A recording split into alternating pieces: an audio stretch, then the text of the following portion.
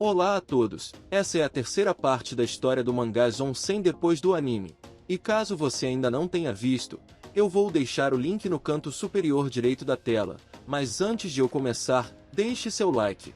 Se inscreva e ative o sino das notificações porque isso ajuda demais o canal. Após deixarem o hotel, o grupo segue em direção ao sul do Japão, até que param para fazer um pequeno treinamento na cachoeira, onde a temperatura chegava a 2 graus.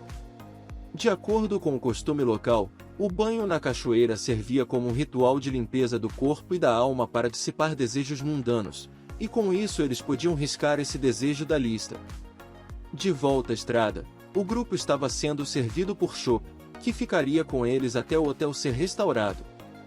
O robô diz a eles que antes da internet cair, ele soube de uma empresa de biotecnologia que estava tentando desenvolver uma vacina contra o vírus zumbi. Sendo assim, o grupo decide ir até Osaka para investigar. No caminho eles encontram uma cidade cheia de bares, e famosa pela produção de diferentes tipos de sake. Ao ouvir isso, Shizuka começa a salivar com a possibilidade de realizar seu sonho de ir em uma degustação de sake. E após Akira menosprezar seu sonho, ela faz um longo discurso sobre o valor cultural do sake para o Japão, sobre o quão delicada é a técnica de produção, e sobre como o sake já conquistou seu espaço no mercado internacional, sendo produzido de diferentes formas para acompanhar todos os tipos de combinações de pratos, e com brilhos nos olhos, ela implora para eles pararem na cidade.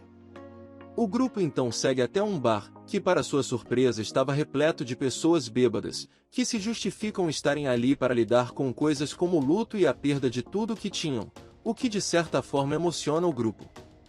De maneira elegante, as garotas degustam as bebidas, enquanto os homens só queriam saber da farra. De repente, Tono Koharu, uma ex-guia turística, aparece e dá dicas às garotas de como elas poderiam melhorar o sabor acrescentando um pouco de sal, apesar dela mesmo não beber.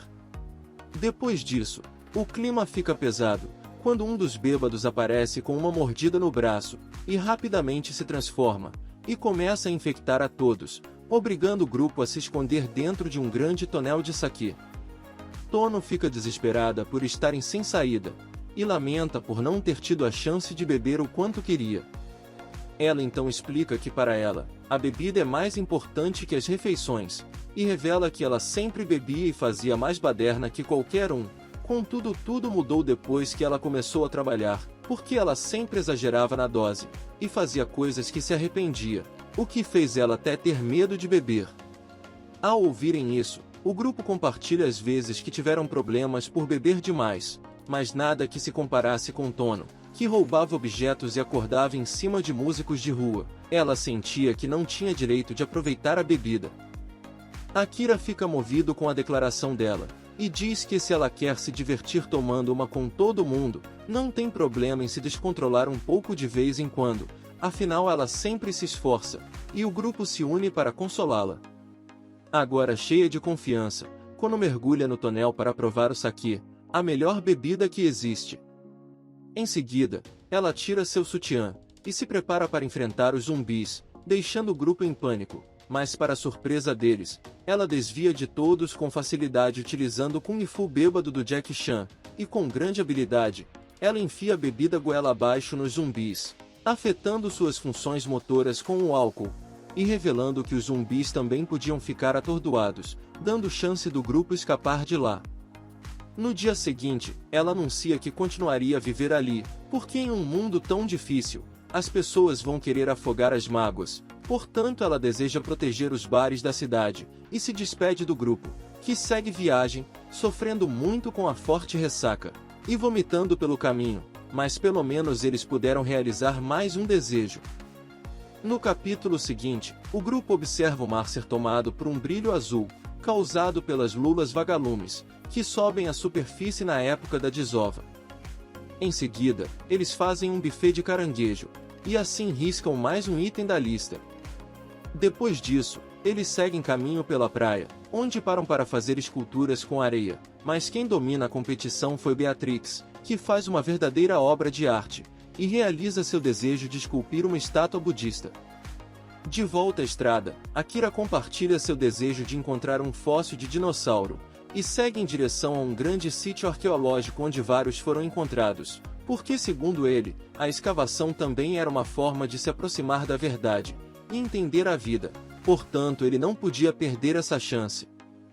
Algum tempo depois, eles chegam no sítio arqueológico, e Akira anuncia que irá encontrar uma nova espécie que se chamará Akirasauro. No entanto, eles logo percebem que o trabalho era mais difícil do que parece. Até serem surpreendidos por Furuya, que trabalhava ali, e dá dicas de como quebrar as rochas, e explica como identificar o que acharem de acordo com o formato, podendo ser desde ossos a dentes, deixando Akira extremamente grato. Algum tempo depois, eles encontram fósseis de plantas, conchas e até mesmo cascos. Com exceção de Akira, que fica deprimido por não encontrar nada. E por isso, quando o grupo dá uma pausa para visitar o museu, ele decide continuar, porque seria melhor virar um zumbi do que não encontrar um fóssil de dinossauro, apesar de Furuya explicar o quão difícil isso seria para um turista de passagem. Dentro do museu, o grupo fica encantado com os fósseis de dinossauros, e aproveitam o tempo passeando pela exibição, até que Chopper decide consertar o robô dinossauro como uma surpresa para Akira. De volta à escavação, Akira segue incansável, fazendo Furuya se lembrar de quando ele também era assim, já que tinha o desejo de entregar ao mundo uma grande descoberta, mas devido à pandemia, não havia mais recursos para escavar e nem pessoas para exibir os achados, e por isso ele o aconselha a desistir. No entanto, Akira recusa, porque em alguma pedra existe um fóssil esperando, tornando tudo divertido demais para parar, e ele termina dizendo para Furuya não arranjar desculpas para desistir, deixando o homem irritado com esse comentário. É aí que Akira encontra algo estranho dentro de uma rocha, e para sua alegria era o dente de um dinossauro, muito provavelmente de uma espécie nova, mas Furuya diz a ele que para comprovar isso, seria necessária uma longa análise no laboratório, comparando com outros fósseis ao redor do mundo, e Akira fica feliz por Furuya recuperar sua animação. Porém, assim que ia levar o fóssil para o laboratório, eles percebem que os zumbis estavam cercando um carro, fazendo a motorista entrar em pânico e atingir o museu em alta velocidade, chamando a atenção de todos por causa do barulho. Após contaminarem ela, os zumbis invadem o museu, para infelicidade de Akira, que precisava proteger o laboratório para poder analisar seu fóssil, ignorando que seus amigos estavam lá também. Cheio de confiança, ele corre para buscar o seu robô, o Akira Ranger. Porém, após descobrir que a caçamba estava vazia, ele veste sua roupa de mergulho e parte em direção ao museu. No lado de dentro, a terrível horda de zumbis estava perseguindo o trio, se enroscando nos ossos dos dinossauros pelo caminho, e quase derrubando as peças da exibição em cima deles. É aí que um deles ataca Shizuka, porém Beatrix decide usar os fósseis para lutar de igual para igual. Enquanto isso, Kensho escapa por pouco subindo em uma das peças, e usa a cabeça do dinossauro para alcançar o modelo do Pteranodonte preso no teto. É aí que Akira aparece para salvá-los, e podemos ver que os zumbis se aglomeram no esqueleto, do que agora poderia ser chamado de dinossauro zumbi, e fazendo todos perderem as esperanças de vencer. Quando do nada, Chopper aparece como um modelo robótico do Tiranossauro, que ele implementou com a tecnologia do Akira Ranger, o que significa que o Prota poderia controlar o robô, em uma épica batalha entre grandes carnívoros. Ao ver a luta, Furuya fica emocionado, porém Akira logo começa a levar a pior contra os zumbis, que agarram o pescoço do robô e o joga no chão. No entanto, assim que Akira estava perdendo as esperanças, Furuya diz para ele não desistir, porque após a batalha Furuya iria analisar o fóssil, e se descobrir que é de fato uma nova espécie, ele iria chamar de Akirasauro. Em seguida ele diz que nunca mais vai desistir de seu sonho de fazer uma grande descoberta. Sendo assim, Akira não podia perder para os zumbis. Agora motivado, Akira volta para a luta debaixo da torcida de seus amigos, e de forma épica, ele destrói o dinossauro zumbi, vencendo a batalha, para a alegria de todos. Assim que ficam seguros, Shizuka agradece a Akira. Mas é completamente ignorada, porque ele queria ir logo no laboratório. No dia seguinte, Furuya ganha de presente o robô de Akira, para que possa proteger o museu, e exibir para o público após a pandemia, e se despede garantindo que um dia iria conseguir provar que o fóssil de Akira era de fato uma nova espécie. De volta à estrada, Shizuka está furiosa por ter sido ignorada por causa de um dinossauro. Contudo, Chopper acredita que como a vida terrestre já passou por 5 extinções catastróficas, pode ser que a pandemia zumbi seja a sexta. Logo, o estudo da paleontologia pode ser a chave para prevenir a extinção da humanidade, fazendo Akira dizer que seria poético se seu amor por dinossauros salvasse o mundo, terminando o capítulo com mais um item riscado.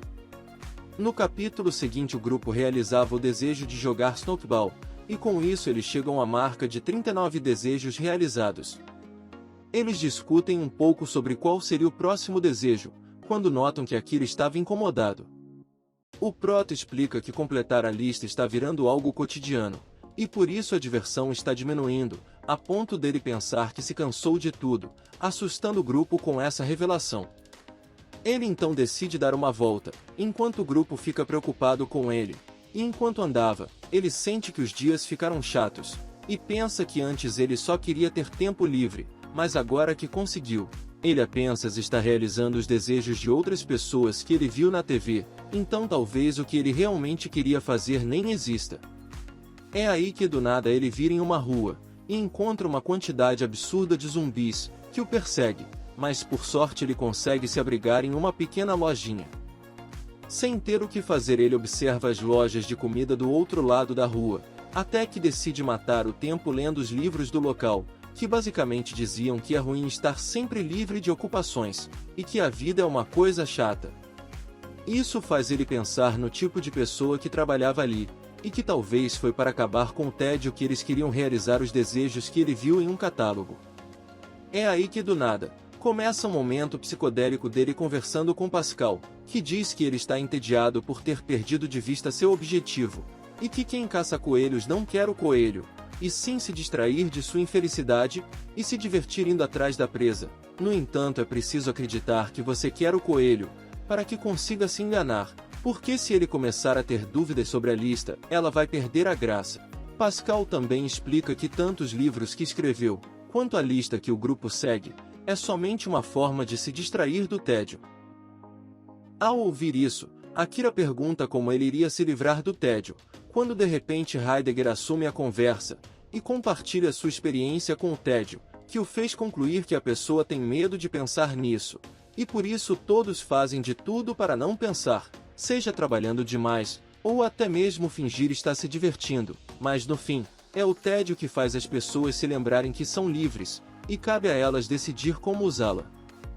Depois disso, os filósofos desaparecem, e Akira pensa que até as coisas que as pessoas decidem fazer com a liberdade, também as deixam entediadas, mas se anima decidindo que independente disso, ele faria de tudo para se divertir com seu tédio, e sem ter nada para fazer, ele decide abraçar completamente o seu tédio, e fica relaxando por horas, pensando que o que realmente queria fazer não era ficar se perguntando o que fazer, e sim passar um dia sem fazer nada.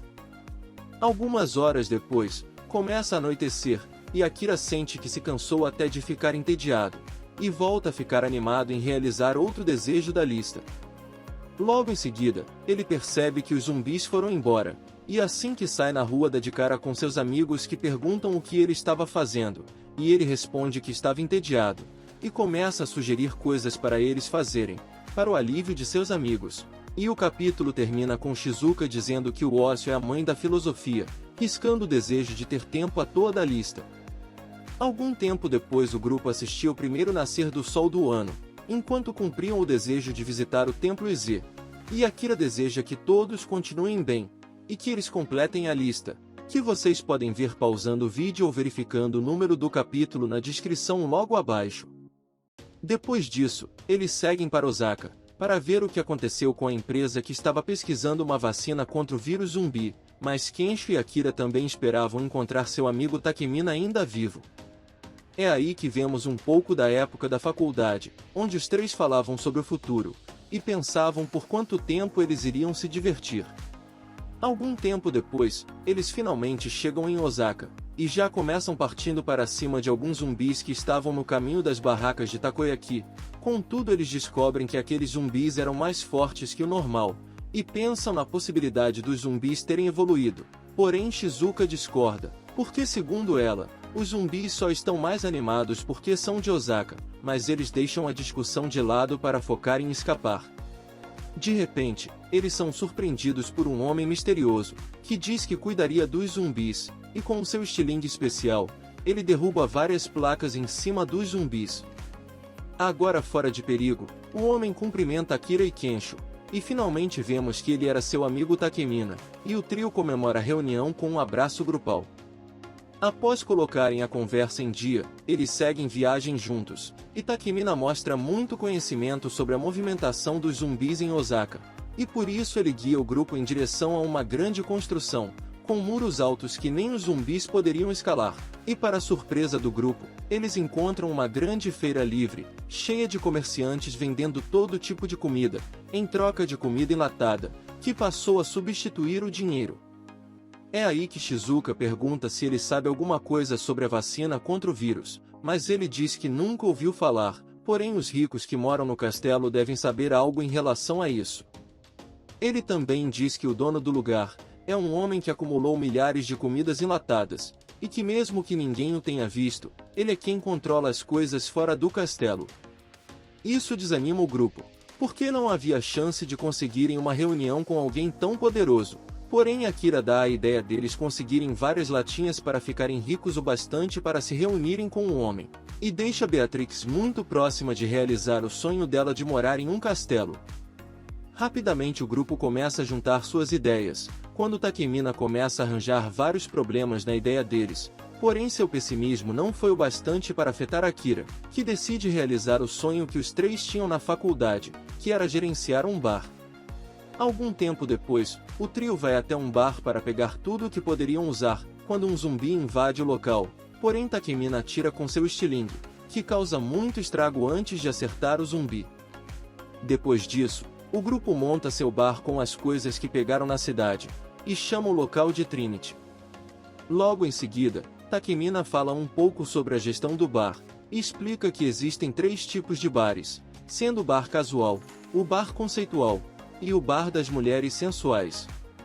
Akira fica animado com o bar conceitual, porque assim poderia fazer um bar com tema de dinossauro, mas quem prefere um bar sensual, já que segundo ele, eles já tinham 2 beldades ali, que poderiam trabalhar de biquíni, mas a ideia é brutalmente recusada por elas, que decidem focar em chamar clientes, buscar materiais, e pesquisar sobre a vacina.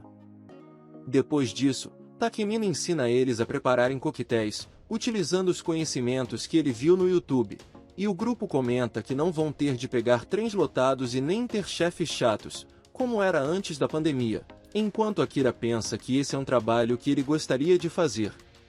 Ao cair da noite, o bar é oficialmente inaugurado, mas logo eles ficam entediados, até que o primeiro cliente chega, e aponta que um bar assim não faria sucesso por ali, além de ter um preço caro demais, e aconselha o grupo a conhecer melhor o povo de Osaka.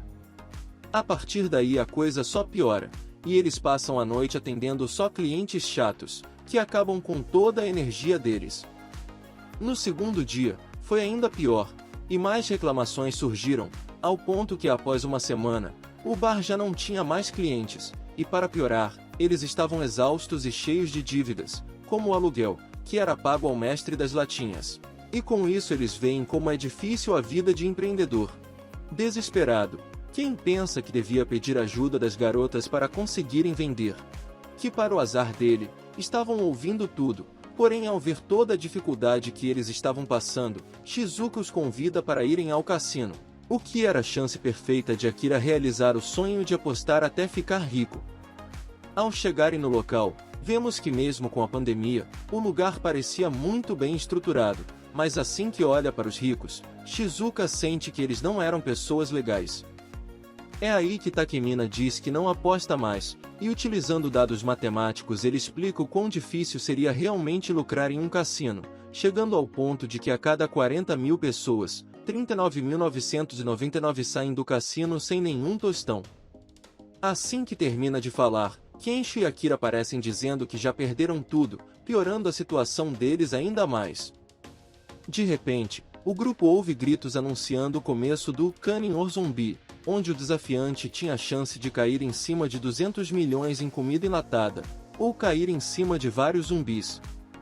Assim que o desafiante começa a correr, Takemina explica que os ricos compram altos valores de aluguel e te fazem acreditar no sonho de ganhar no cassino, mas sugam todo o seu dinheiro, e no fim você fica endividado, o que significa que eles não precisam trabalhar, enquanto os pobres nunca saem do lugar, até que decidam apostar a própria vida, e o grupo fica horrorizado ao verem o quão cruel o jogo podia ser.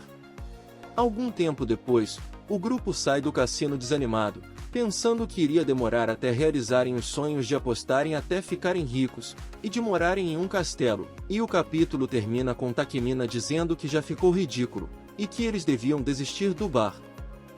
Algum tempo depois o bar continuava sem clientes, e Akira pensava muito no amigo que desistiu. Em outro lugar, Takemina se lembra do tempo que apostava em cavalos, porém acabava que ele perdia tudo.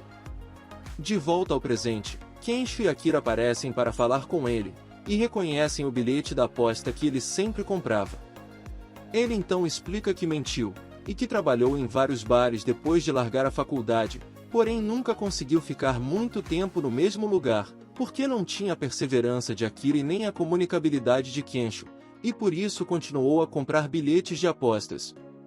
Ele também diz o quanto ficou feliz quando eles o chamaram para abrirem um bar, porque achou que seria a vitória que ele tanto esperava, e termina se desculpando por ser um inútil. Comovido, Akira se lembra do quanto sofreu nos últimos 3 anos, e em lágrimas ele diz que devia ter pego o seguro-desemprego e convidado os amigos para beber uma. Ele então se enche de confiança, e convida o amigo para voltar para o bar, porque o erro deles foi não terem se desafiado mais, e se joga na água dizendo para todos pularem de cabeça, sendo seguido por Kensho, que pula sem roupas, apesar do quão frio estava a água. Akira diz que eles se preocuparam tanto em gerenciar o bar, mas que se esqueceram de se divertirem. Ele se lembra de tudo que viveu depois da pandemia, as pessoas que conheceu, as formas de viver a vida que nem sabia que existia, e aos gritos, ele diz que eles na verdade estavam vendendo o tempo deles, que é algo insubstituível que não volta atrás. Então qual era o problema com um pouco de brincadeira? Essas palavras mexem com Takemina, que decide se jogar também, e apostar nos amigos. Naquela mesma noite, morrendo de frio, Akira se lembra das palavras do amigo, e decide montar um bar conceitual, porém ele tem uma ideia diferente para o tema, que seria nada mais nada menos que sua lista de desejos.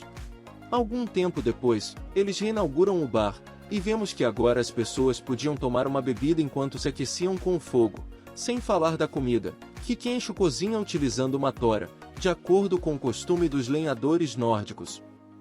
Ao experimentar o serviço, o cliente fica muito satisfeito, e até chama seus amigos para comerem com ele, enquanto Kensho risca da lista o desejo de cozinhar em cima de uma tocha sueca.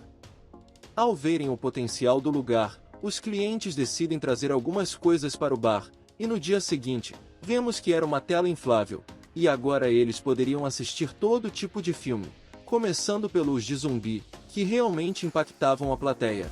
E com isso Shizuka realizou o sonho de montar um home theater.